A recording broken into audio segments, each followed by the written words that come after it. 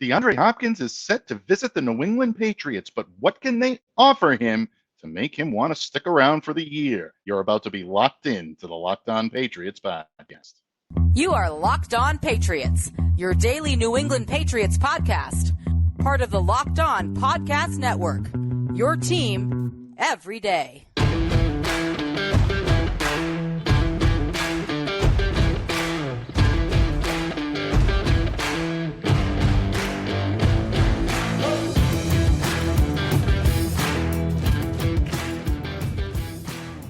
Hello to all of you Foxborough faithful. Thank you once again for making Locked On Patriots a daily part of your New England Patriots coverage and also your first listen every day. Locked On Patriots podcast is a proud part of the Locked On Podcast Network, your team every day. Subscribe or follow for free on YouTube, wherever you listen to podcasts, to get the latest episode as soon as it's available. I am your host, Mike Debate, and I cover your New England Patriots for Patriots Country of Sports Illustrated. So reach out to me and let me know what's on your mind on Twitter at MDABATENFL. And while you're out there showing some love to the Twitterverse, please be sure to follow the Locked On Patriots account as well at LO_Patriots. Pats fans, today's episode brought to you by Bird Dogs. Go to birddogs.com/LockedOnNFL, and when you enter the promo code LockedOnNFL, all one word, they'll throw in a free custom Bird Dogs Yeti-style tumbler with every order. Folks, amazing stuff. You definitely want to get your hands on one of these and all of the great products that Bird Dogs has available. And as always, I thank you all for joining me here today on the pod and for making us your first listen today. A special shout out to all of you Locked On Everydayers, those of you who make Locked On Patriots possible. I can't thank you enough for your support. My unending gratitude to you. I'm honored and humbled as always. And Patriots fans, your favorite team in Foxborough wrapped up OTAs on Friday. Some notable information. Marte Mapu really stood out on Friday, folks. Had a notable interception on Bailey Zappi, really showing himself to be a versatile member of this defense. Parlayed the day into signing his rookie deal with the New England Patriots as well. So Marte is in the fold, and it looks like he's going to earn a pretty significant spot in the Pats defense in 2023. And the Patriots are getting set for minicamp to begin on Monday as well. Here today to talk about the biggest storylines into next week is the styler and profiler himself, my good friend Thomas Murphy, pulling double duty here this week. And we're going to talk offensive line prowess. As you know, that is Murph's favorite subject. And, of course, a little preview of minicamp. But first, folks, the New England Patriots are about to officially enter the sweepstakes for free agent wide receiver DeAndre Hopkins. I know, just when you thought we were out, they pull us back in, and that's exactly what the Patriots appear to be doing by scheduling that meeting. NFL media reported this first thing Friday morning. Ian Rappaport with the tweet out stating that the Patriots are scheduled to host the five-dime Pro Bowler next week. And, of course, we all know that last week, we got a little information on DeAndre visiting the Tennessee Titans. He's expected to take that meeting on Monday with old friend Mike Vrabel. So going to be a very interesting week for the Pats. Minicamp and DeAndre are roughly at the same time. And look, DeAndre Hopkins has long been a rumored target of your New England Patriots.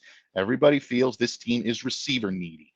And I don't necessarily think they're as needy as people believe, but DeAndre Hopkins is definitely a veteran that you want to bring into your fold if the price is right and if he's willing to accept a deal that is somewhat team friendly. And I'm not just talking money here, folks. I'm talking years. I'm talking time, his ability to see the field. But bottom line, there's no question that this guy absolutely fits the mold when it comes to a resume. 5 All-Pro teams, topped the 1,000 receiving yards mark in 6 of his 10 seasons in the NFL, 71 total touchdowns. And let's not forget that some of DeAndre Hopkins' greatest years came when he was playing under Bill O'Brien with the Houston Texans. And a lot of people seem to believe that DeAndre Hopkins and Bill O'Brien could never coexist. I know the rumors are out there, but believe me, I don't think DeAndre would be coming up here if he didn't at least feel somewhat open to a reunion. And I think that's something that the New England Patriots can at least be confident in. Bill O'Brien, on the other side, has said that he would be, quote unquote, plenty on board when bringing DeAndre in for a visit and hoping that he'll be able to sign a deal here in New England. So both sides appear to be willing to work together again, and that's a good thing if you're a Patriots fan. There are other potential suitors that are going to be stronger logistical or financial fits, folks, and you're going to hear about those a lot over the weekend. Kansas City Chiefs, Buffalo Bills, Dallas Cowboys, Baltimore Ravens. Those are the teams that have been prominently mentioned as very good fits for DeAndre Hopkins. All things being equal, the money, the playing time, coaching, things of that nature, I think the Patriots are going to have a difficult time beating out one of those big-time suitors.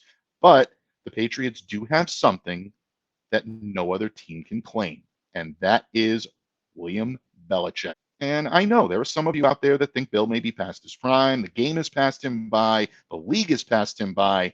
Maybe even time has passed him by. But there is still a cachet. There is still a benefit.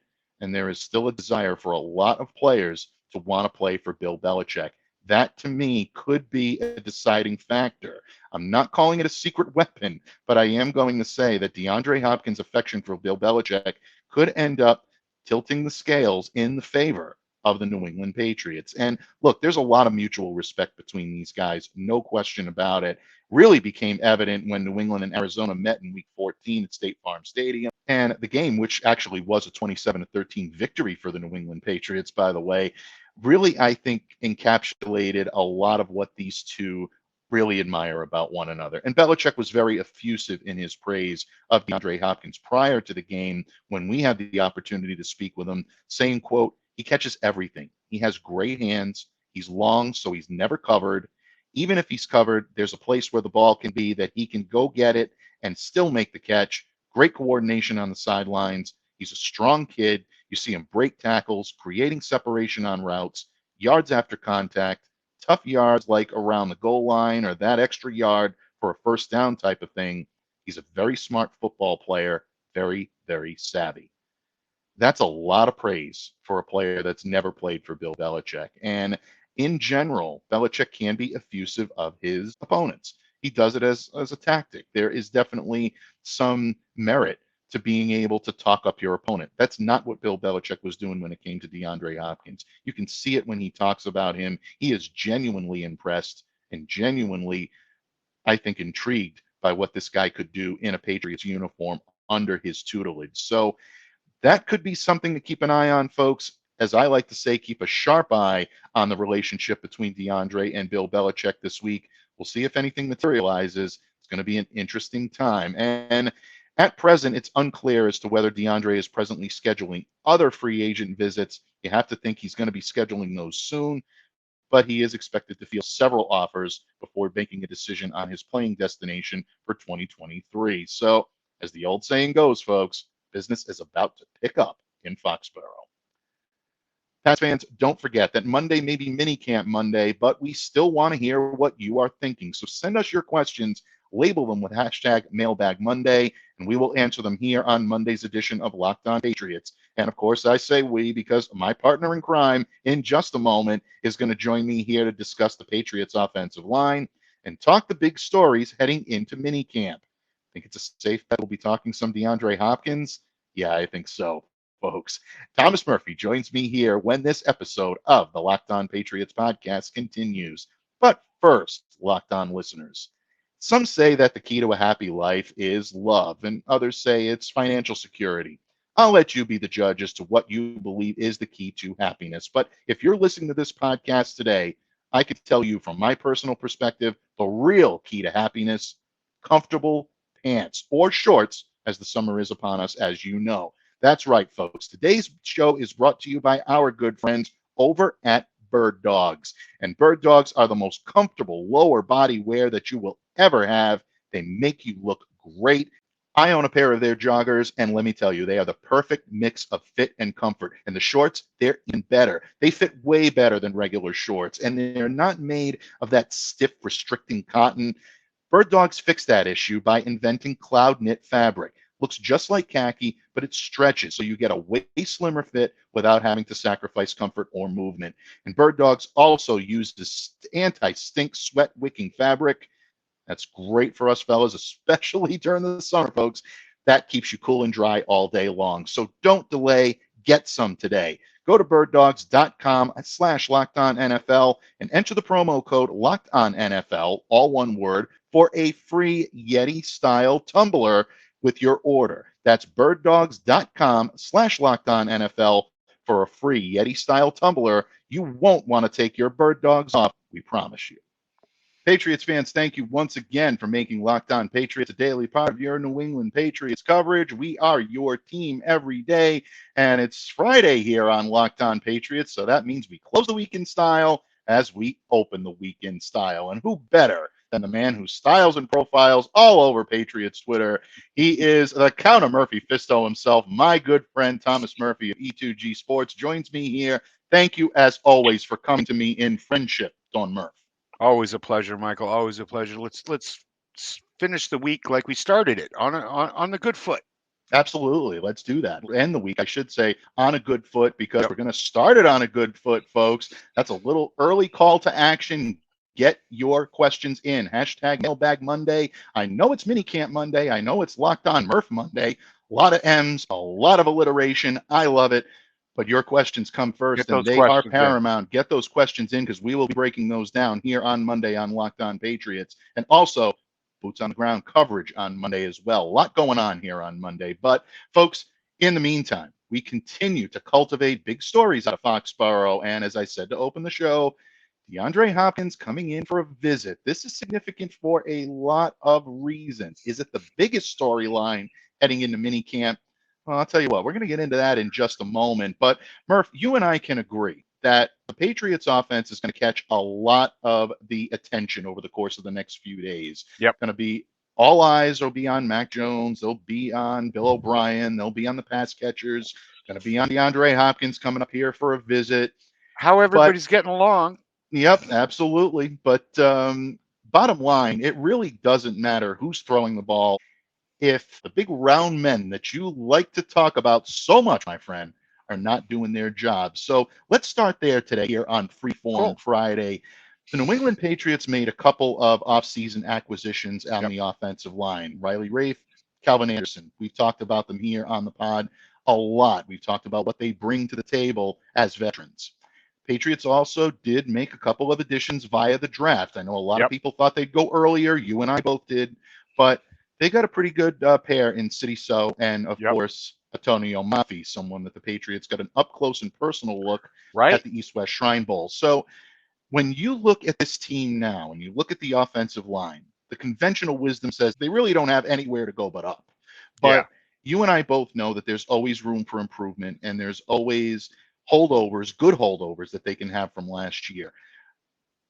The new veterans, the new rookies, who has the biggest impact on this team in 2023? Wow. It's probably Riley Reef over there on the right side. I don't see anybody right now on this team that can move him out of that starting position. So Reef is going to have to come in here and reignite his career, find a little bit of the fountain of youth here in New England, and hopefully stay healthy for the entire season. Yeah, Reef is coming in definitely being paid starter money. So that right there should give you a little bit of a tip-off, folks, that the Patriots have high hopes for this guy. Always check that contract. Always, yeah, absolutely. Follow the money, right, Murph? But bottom line, he's coming in here with a lot of pedigree, with a lot of experience, and that's something that the Patriots didn't have a whole lot of along the line last year. Michael Wainu, their top offensive lineman, I think, without question. David Andrews, still the alpha in the room. He is the team captain, but David had his injury questions last year. Center's rule. The Patriots have to be very cautious about that moving forward. Right. They're always going to keep their eye on him, so they want veterans in that locker room that can step in, take reps, and take on a leadership role when they need to, in the absence of someone like a David Andrews. I hope David plays all 17 games into the playoffs. That's what we all want to see. But at the same time, if you're being realistic, having veterans helps you in that regard. And I agree with you. I think in terms of 2023, I think in terms of 2023, you're looking at Rafe and Anderson probably having the biggest impact. They'll start right off the bat. And I think as the season goes on, you're going to see more and more veteran leadership. But one thing that really has stood out to me during OTA, and I say this with a little hesitation All because right. it's difficult to really get a handle on offensive linemen before you put the pads on. I Yeah. know a lot of people say, oh, well, you can tell by their alignment, their feet placement, this, that. It's difficult. It really Yeah. is, because you're not going to get a real feel for how these guys can play the Until position you hit. until they're resisting blockers, they're hitting a Yep. little bit, things are getting physical. That's when you're going to see what these kids are capable of doing. And I say kids because I'm going to refer to a rookie in just a moment. I think out of all of the 4 players that we've mentioned this morning, I think the one that has the biggest upside, Go and I ahead, think the say it. one that's going to be really in the spotlight on this offensive line sooner rather than later, is City Sell. Yep. And I really like this kid the more I watch him. His time at Eastern Michigan, I think, laid the blueprint for what this kid can do as a pro. Right. 6'5", 330, very well sized. You're not Massive, going to man. have a problem, Yep. with him. The defenders are going to have a problem moving him around. He's a big framed guard, but I Mhm. like the chances of him moving to tackle. Kicking out. And yeah, I think that there's a chance that he does that. He plays with a lot of strength. We saw that in the run game. That might be Mhm. one of the reasons why they might want to keep him closer to the interior at Right. times. You see him put defenders in the dirt a lot. He did that a lot at Eastern Michigan, but he's able to drive his defenders backwards. When he plays low on man blocking concepts, this is where he shines. Yep. High football IQ. There's not a whole lot that you're going to throw at this kid that he doesn't understand, that he's not capable of comprehending, putting into action. He can handle stunts. He can handle the twists.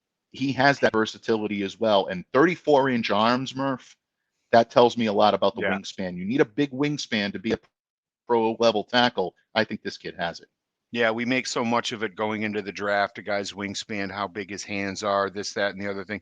This kid has it all, but it's going to take some time, folks. I got a couple of comments from some of the beat guys about him and when he was playing tackle during OTAs, and actually the way he would see, guys like Lawrence Guy Jr. and Matthew Judon, Dietrich Wise, just bolt by him in a New York minute, in a New York second. And he was just sitting there saying, "What the hell was that? Welcome to the show." And like I said, it's going to take some time. It's not going to be, if something catastrophic happens in game 1, he's going to be in there and punch his ticket to the Pro Bowl this year. Right.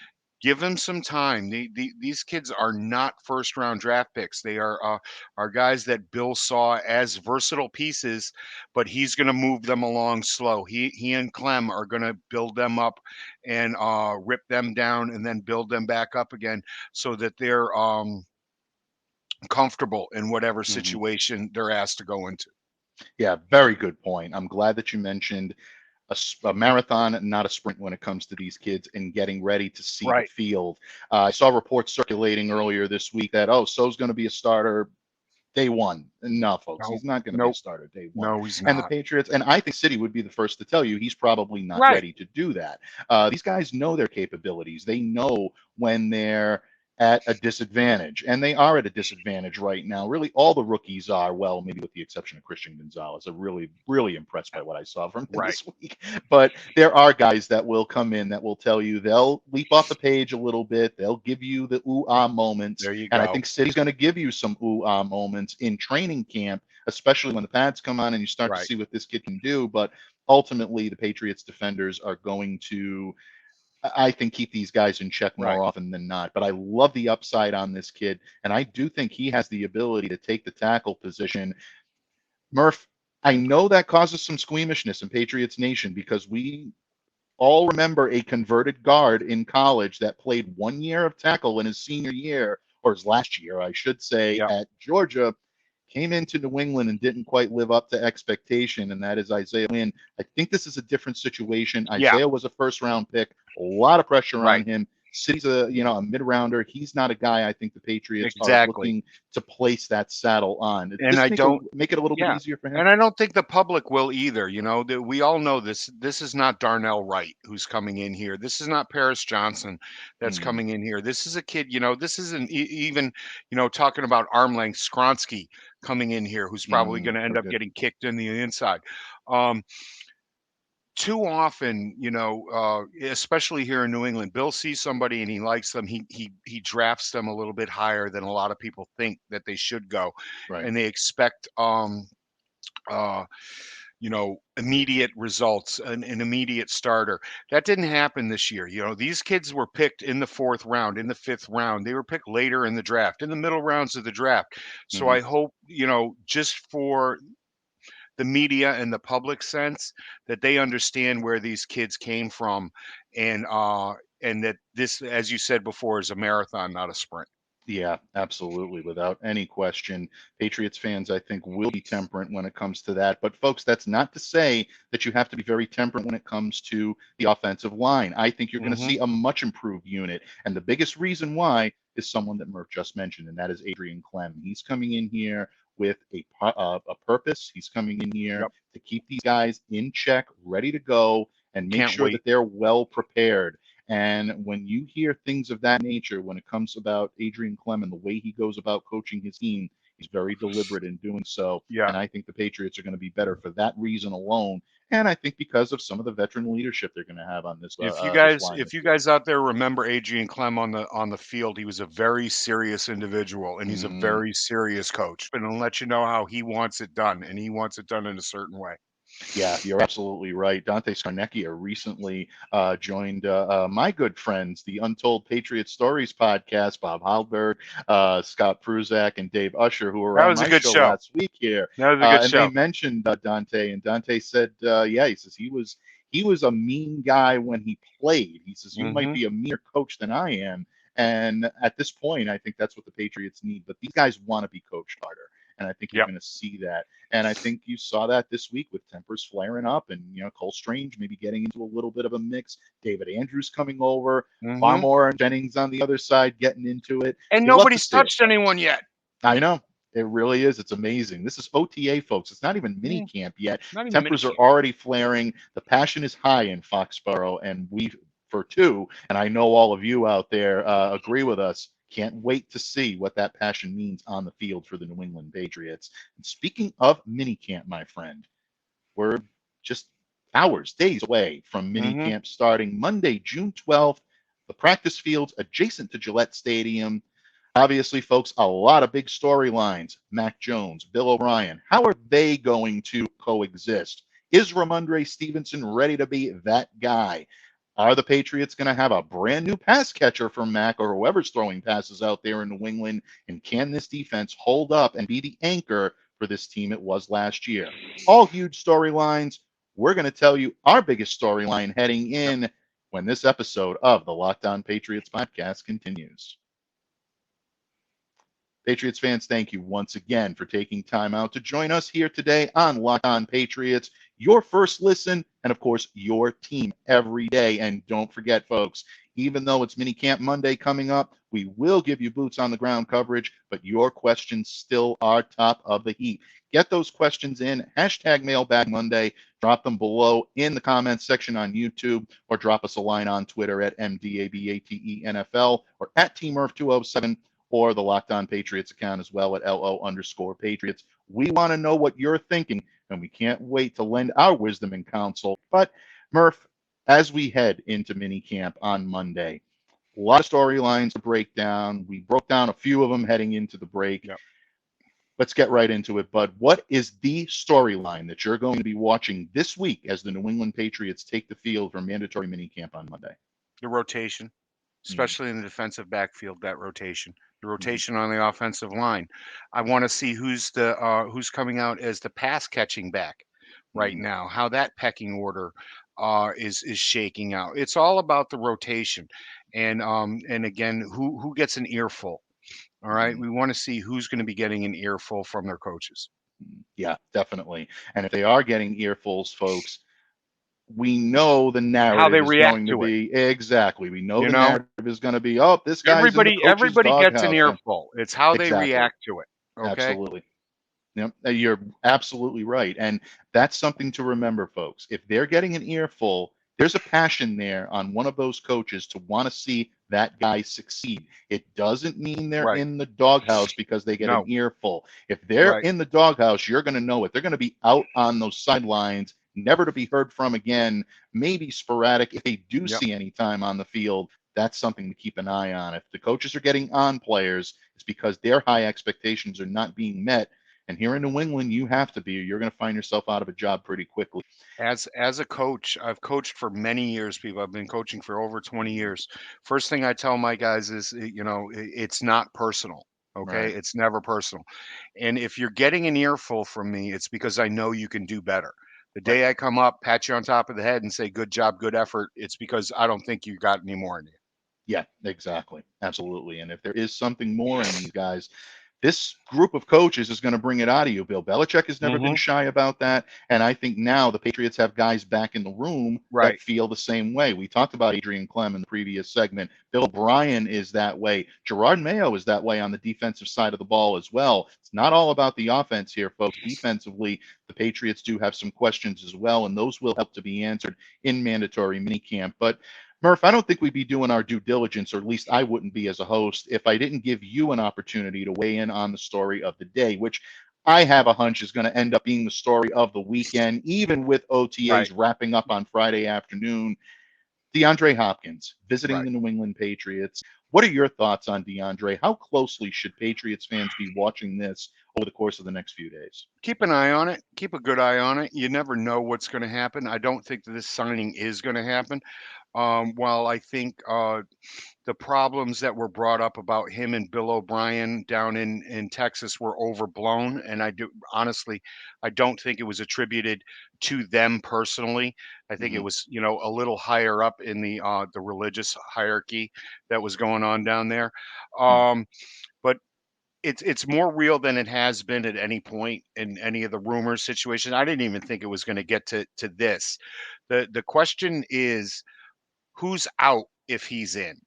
Okay, we got Juju Smith-Schuster, Devonta Parker, Kendrick Bourne, and Thornton, not to mention Demario Douglas.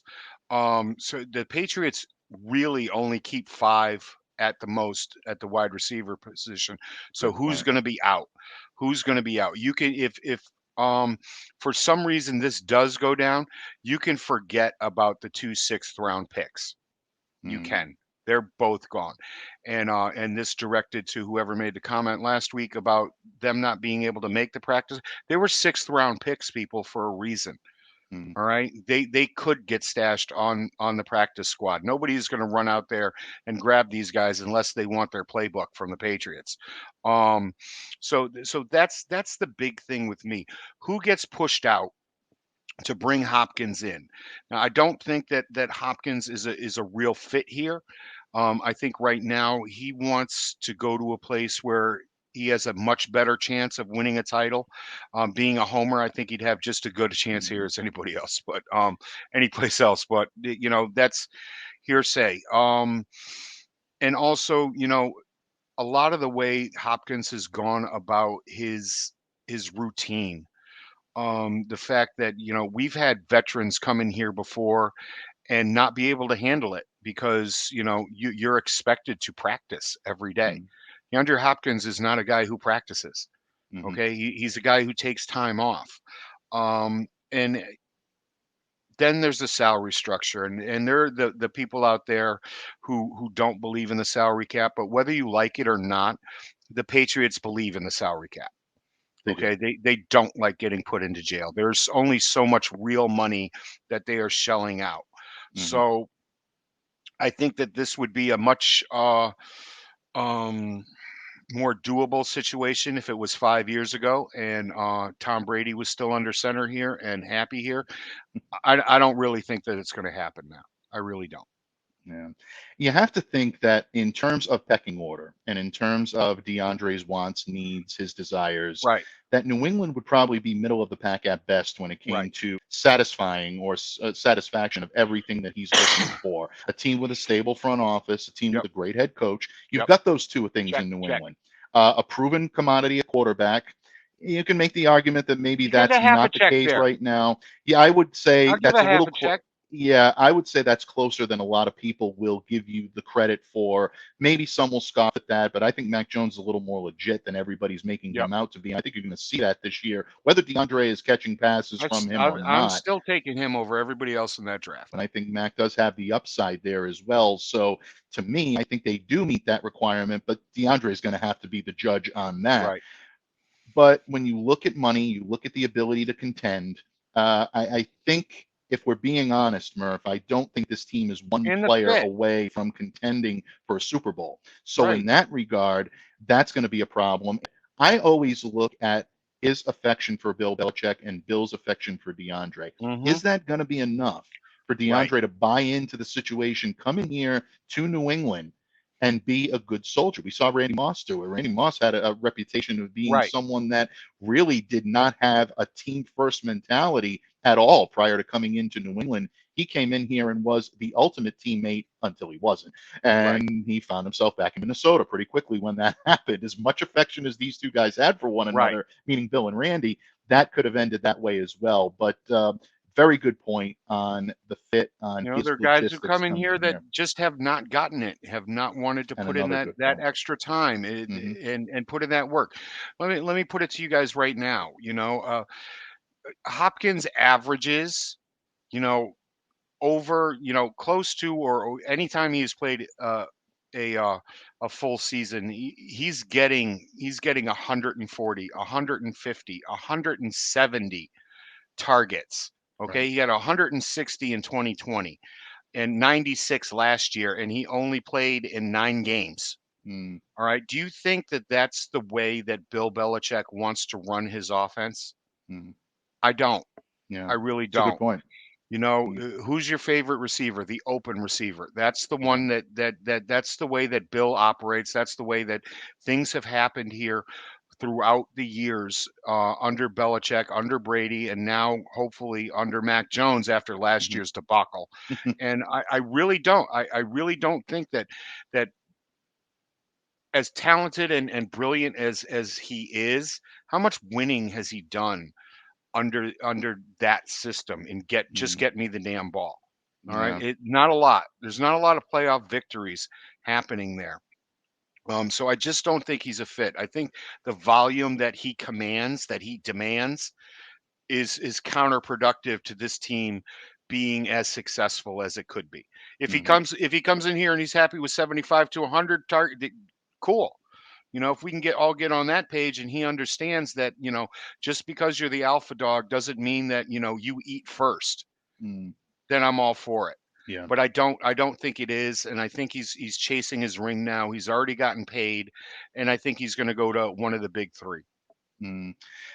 I think Patriots fans are temperate. I think they're mostly reasonable when it comes to their expectations for DeAndre, and I think we've seen that on Twitter an awful lot, especially Yep. on Friday. A lot of the comments, people kind of curbing their enthusiasm a little bit about this visit, but some people are getting excited about it, and Yeah, it is an exciting thing. I that's know. fine. And our good friend Taylor Kyles of CLNS Media Oh has yeah, tweeted out several times that there is a lost step, and people expecting DeAndre yep. to come in here and be that true number one No, are probably going to be disappointed from a yeah. logistical standpoint. It's But not he's, 2017 anymore. It's yeah, really without not. any question. But the point to keep in mind, folks, is this is still a professional pass catcher. This Yep. guy can do it in multiple ways. He comes in, he's going to elevate your offense regardless of what. And if Hmm. you're worried about money, the very, very interesting thing here to keep in mind, if the Patriots do bring DeAndre in, I think it puts one of the veterans in difficulty rather than the rookies.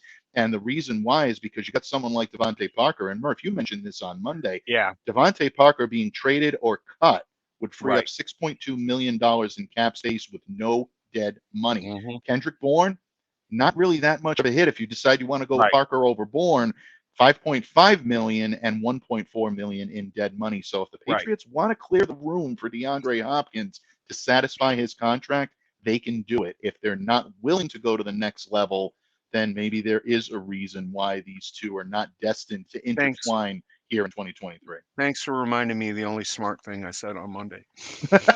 You said a lot more than that, my friend. You always, not just a hat rack, folks. It's definitely our honor and our pleasure. And once again, you broke the wisdom and counsel meter this morning by talking not only about D-Hop, not only about the offensive line, but also dropping in the comments about the rotations. I don't want that to get lost in DeAndre Hopkins mania, folks, because that to me is the key storyline. And somebody keep a good eye on it. Absolutely. Really, keep a good eye on it. Find out who's lining up where and when. Who's there with the ones, who's there with the twos, who got jettisoned back to the twos or the threes, and that's the things that you have to to keep the good eye on going into these workouts. And a drop in that I do want to make when it comes to rotations, Murph, and that is our good friend Ramondre, who's going to look fantastic in minicamp, in training camp. A lot of people are heralding Ramondre as the guy. He himself is heralding himself as the guy. He was asked by reporters on Tuesday when he spoke with the media and said, I'm ready to be that guy. I'm ready to be the lead back. And I think from everything we saw on the field from him this year or last year in 2022, we know that he's definitely ready. I think he has the opportunity to top 300 touches this year. I know, and I say that even with knowing that Bill O'Brien is going to utilize 12, he's going to utilize the pass catchers a little bit more. Ramondre is so vital to the success of this offense. We're talking touches here, people. We're not talking touches. carries. Yeah, we're not exactly. Touches. That's touches because he's going to catch the ball out of the backfield. I think he's going to be the guy that's going to get a lot of those looks. Ty Montgomery's looking pretty good in that area as well. He might, maybe Pierre Strong can spell him, but I do think that Ramondre still gets a good amount. Only three Patriots players in the Bill Belichick era have topped 300 touches in one season. Antoine Smith did it in 2001. Corey Dillon did it in 2004. LeGarrette Blount did it in 2016. I think Ramondre has a chance to do that this year in a Bill O'Brien offense where you want to see yards after the catch. Ramondre can give you those yards, and he can do it on third down, folks. Keep a sharp eye on that one as well. And this is the time to start giving yourself that ability to gain your stamina. If you're seeing him doing a lot of stamina-related exercises, might be a little bit of a hint there that Ramondre is a big part of what Bill O'Brien is going to be scheming and game planning this year. That's it. Yeah, I'm really excited to see, as we talked about that pecking order, we all know that Ramondre is right there at the top. I want to see who the next man up is and the next man up after that. Those are the things that we need to figure out really quick so we can bring you all this fantastic information. Absolutely, folks. And the fantastic information from Murph is going to continue on to Monday because it is #Mailbag Monday. Get them in. It is Minicamp Monday, but most importantly, we all know that Mondays were created for this man right here. It's #Locked On Murph Monday. Can't think of a better way to open the week in style, folks. So get those questions in to Locked On Patriots. Don't delay. Do it today. #Mailbag Monday in the YouTube comment section or drop us a line on any one of our Twitter accounts. Bud, what can I say? I always appreciate you taking the ball to help close the week in style. We kill the clock here on Locked On Patriots, just like Bill Belichick is noted for. Before I let you go, any parting words of wisdom, or let us know what we can expect from the great pen, the great voice, Thomas Murphy, coming up over the weekend. No, actually, I'm taking the weekend off. It's a very busy weekend for me, and I'm taking it off and go do some things with my lovely wife. And so I'll be back at it on Monday right here. Don't miss it. And thank you for checking us out first, because if you check us out first, you don't have to check out the other shows because they're just saying what we said 3 days later. I like that. I like that a lot. That is why Locked On Patriots should be your first listen every day, folks. Murph, marketing team definitely owes you a debt of gratitude, my friend, on that one. Tip of the cap, nod to the gods. But all kidding aside, folks, thank you for taking time out of your weekend. Thank you for taking time out of your week, your day, any time that you spend here on Locked On Patriots, dedicating your Patriots coverage to us. We appreciate it. We're honored by it, and we're humbled by it each and every day and each and every week here on Locked On Patriots. So on behalf of my good friend, the Count of Murphy Fisto himself, the legendary Thomas Murphy of E2G Sports, I am Mike Debate. Have a great weekend, everyone. Stay safe, stay well, and we'll see you right here again on Monday on Locked On Patriots. Ramondre. He looks fantastic. Fantastic.